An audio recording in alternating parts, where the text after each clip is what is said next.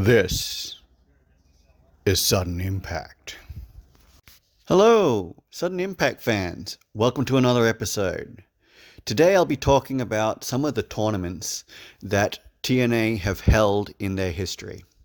I'll also discuss about whether TNA should bring these tournaments back on a regular basis, featuring wrestlers from AAA and New Japan and some of the independent scene as well. All right, let's get into it. So, starting off with the X Cup tournaments. Now, there have been various different versions of the X Cup that have been held in TNA over their entire existence. So these ones include the Super X Cup, the America's X Cup, and the World X Cup. So the first ever X Cup tournament, which was the Super X Cup, was held August 20 and 27 in 2003. It was an 8-man tournament that featured wrestlers from TNA, AAA, New Japan, and All Japan Wrestling, as well as other independent wrestlers such as Juventud Guerrera, Nozawa, Johnny Storm, and Teddy Hart. So Chris Sabin would go on to win the tournament, beating Guerrera in the final match to become the first Super X Cup winner and receive an X Division Championship match against Michael Shane. Unfortunately, Shane would retain the championship and also win the Super X Cup, as both were on the line in that match. The following year, TNA would hold the America's X Cup, like as a preview warm-up tournament before the World X Cup later that year. So the X Cup, the America's X Cup, consisted of 3 teams from North America. So, three USA, Canada, and Mexico. Team Britain were also made in preparation for the World X Cup, and Team Canada did not feature in the tournament either. So it was just Team USA, or NWA TNA, and Team Mexico, or AAA, in the America's X Cup. So the format was slightly different in this particular tournament. It featured 3 separate rounds with wrestlers from both countries or teams wrestling in 4 singles matches in round 1. Round 2 featured the teams facing each other in tag team matches, and the third and final round was an 8-man elimination match. So Team AAA Mexico won the tournament by winning 5 out of the 7 matches and were awarded the America's X Cup. So later that year, TNA would hold the first World X Cup, featuring Team TNA representing the US, Team Canada, Team Mexico, and Team Japan, because Team UK or Britain did not compete in that tournament. So, Team Japan, so TNA would go on to hold future editions of the Super X and World X Cups in later years, but I'm just talking about the whole concept of these tournaments. So the next tournament is the Bound for Glory series, a concept introduced by Eric Bischoff, which saw 12 wrestlers compete in a series of matches in the lead up to Bound for Glory. Now, to determine the number one contender for the World Championship match at the Bound for Glory pay-per-view event. This series only occurred over 3 years, from between 2011 and 2013. It was brought back in 2016 as the playoffs, and it featured this time a knockout style tournament rather than a round robin format. So points were earned in a variety of ways in a variety of matches. So 10 points were awarded for a submission victory, 7 for a pinfall, 5 for a countout, 3 for a DQ victory, 2 for a draw, and 10 points were deducted from a wrestler for a DQ loss. Also, special match types occurred where the winners were awarded up to 25 points. So these special matches were a ladder match in the 2011 edition, which the winner was awarded 10 points. In the 2012 edition, there was a gauntlet match that awarded 20 points to the victor, as well as 2 4-way matches and a 3-way match that awarded 20 points to the winners of those matches as well. And in the 2013 series, the wrestlers all took part in a series of tag team matches called the Joker's Wild Tag Team, where they were randomly paired up with each other. And the winners of these matches would be entered into a gauntlet for the gold match, where the winner of that match was awarded 25 points. Also at the 2013 edition, at the Hardcore Justice episode of Impact, there were 3 4-way matches, which was including a ladder match, a tables match, and a street fight, each worth 20 points.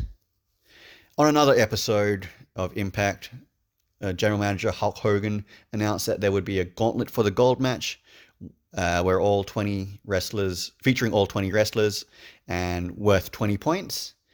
And the points leader after this match would have his choice of whom among the rest of the top 4 he would like to face at the No Surrender edition of Impact in the semi-finals. So basically, the Bound for Glory series provided a lot of excitement and meaning in the build-up to Bound for Glory, in terms of giving an opportunity for different wrestlers to determine who would face who would earn the championship match at the company's biggest pay-per-view. It also served as a way to set up future feuds and storylines after Bound for Glory as well. For example, like the 2011 edition in the semi-finals, which saw Beer Money split after Bobby Roode turned on James Storm and cost him the match in the semi-final. And that also set up a fantastic breakup feud between Bobby Roode and James Storm, which it provided a lot of interest in the TNA programming at that point. Also, the 2013 series saw the Aces and Eights storyline worked into the Bound for Glory series, as Aces and Eights member Mr. Anderson competed in the tournament against the other 11 wrestlers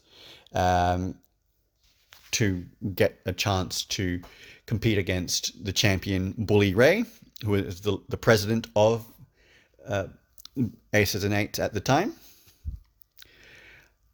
And it ultimately led to AJ Styles winning the Bound for Glory series and winning the World Championship at that year's Bound for Glory. So there was a lot of interest in that whole series as well, in terms of the storyline going into it and coming out of it as well. Next up were the Knockouts Knockdown tournaments, which ran from 2013 to 2017. These were one night only tournaments that featured TNA knockouts and independent wrestlers competing in a series of qualifying matches, with the winners of those matches qualifying to the main event match to crown the Queen of the Knockouts in a gauntlet match. So the Knockouts Knockdown event or tournament provided the knockouts not involved in the championship storyline a chance to wrestle and get an achievement that they could also hang their be proud of, basically. So they actually had a crown as the prize, much like the WWE have now with the Queen of the Ring tournament. So the independent wrestlers that were featured in these tournaments were some of the best wrestlers on the independents at that time. So names like Alyssa Flash, Ivelisse, Hannah Blossom, and Serena Deeb, to name a few. So the next lot of tournaments that TNA featured were also a set of one night only tournaments, and they were the X-Travaganza tournaments, which ran from 2014 to 2016. So the 2014 edition featured TNA X Division wrestlers competing against independent wrestlers that met the X Division criteria set by Eric Bischoff and Hulk Hogan during their era of running things in Impact. So basically under 25 pounds. And so the wrestlers competed, the TNA wrestlers competed against independent wrestlers. And if the independent wrestlers won their matches, they would qualify for the Ultimate X match in the main event, with the winner of that match earning a future X Division Championship match. In the later editions, like 2015 and 2016, the stipulation that only the independent wrestlers being allowed to earn the championship match was dropped, basically, which is a good thing, because I think. And finally, we get to the last set of tournaments that featured the tag team division. This tournament was only held in 2014, as it featured mostly current teams in TNA and one former team in the Hot Shots, who had specifically reunited for that one night tournament as well. It basically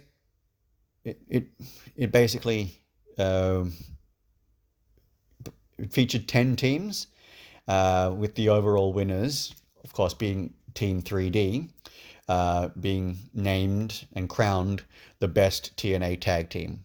So as you can see, TNA can hold tournament-style matches that feature wrestlers that they've signed from their that they've already got working with them, or wrestlers from other companies that they have working agreements with, and as well as independent wrestlers. So much like New Japan has with their tournaments as well. So TNA were different in that they were also able to work existing storylines into their tournaments, and also create storylines coming out of the tournaments as well. So I'd like to see these tournaments make a return to TNA, and I'd like to see pretty much all of these tournaments feature wrestlers that are signed to TNA, like wrestlers from the companies that TNA are working with, like have agreements with, such as New Japan, AAA, and possibly NXT as well, and also any of the independent wrestlers that are available for these tournaments. But I'd like to. One thing I would change in these tournaments is that the winner of these tournaments not only should receive like uh, the trophy, like the trophy or the prize for winning the tournament, but also receive the championship match, as it then would serve as a way to actually further reward them for winning that championship, like New Japan does with most of their tournament winners, like the G1 Climax, the Best of the Super Juniors. All of the winners of those tournaments go on to not only get awarded the title of the winner of that G1 or Best of the Super Juniors, they also get a championship match as well. And I'd like to see that as well. In terms of, I would also like to see the Bound for Glory series for the knockouts as well, as it would just create a lot of interest in the knockouts division again, much because and it would give TNA a reason to actually go out and actively sign more knockouts. I mean, they could always bring in wrestlers from the independents and companies that they're working with as well, but I would like more of the wrestlers to be TNA wrestlers as well. I think the match, the final in that tournament, especially the in the knockdown tournament, should be Queen of the Mountain match, where the top 6 knockouts in the standings after all of the round robin matches have been completed, competing to win the crown or title of Queen of the knockouts. Also, TNA should bring back the X-Travaganza tournament along the same lines as the Bound for Glory series as well. With the final match in the tournament being the top 6 wrestlers in the standings are again being placed into an Ultimate X match, and that match can be had at a specific pay-per-view as well, like the